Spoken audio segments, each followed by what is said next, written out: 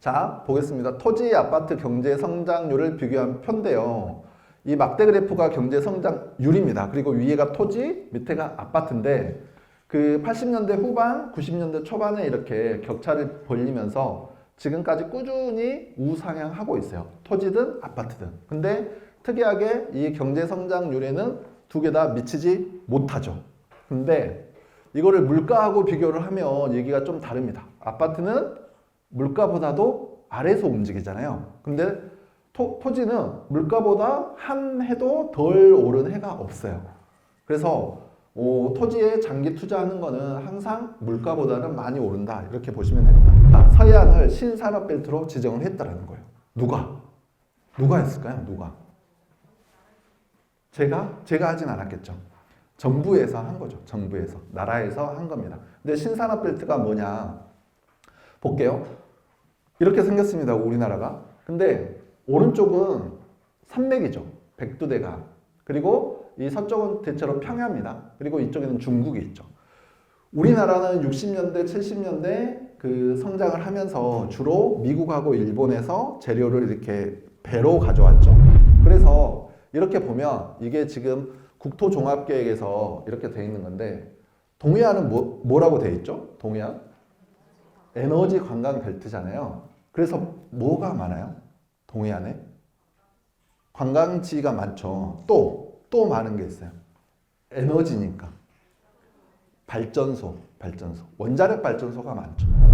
정부에서 그렇게 해라고 하니까 그런 거예요.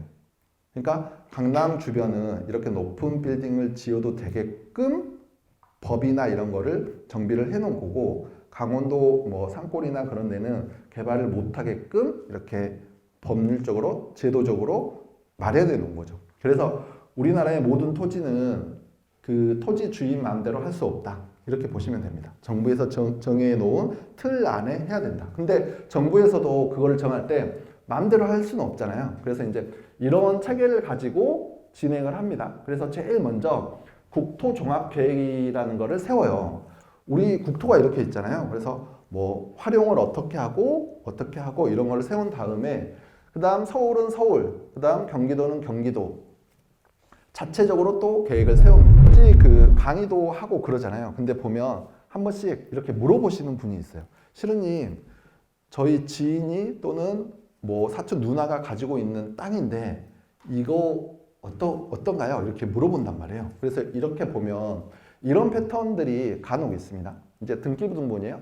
어떤 번지에 등기부등본을 가져온 겁니다. 근데 등기부등본은 이제 다 한 번씩 보셨죠? 보면 갑구가 있어요. 갑구가 있으면 밑에는 뭐가 있죠? 을구가 있죠. 근데 갑구에는 뭐가 나와요?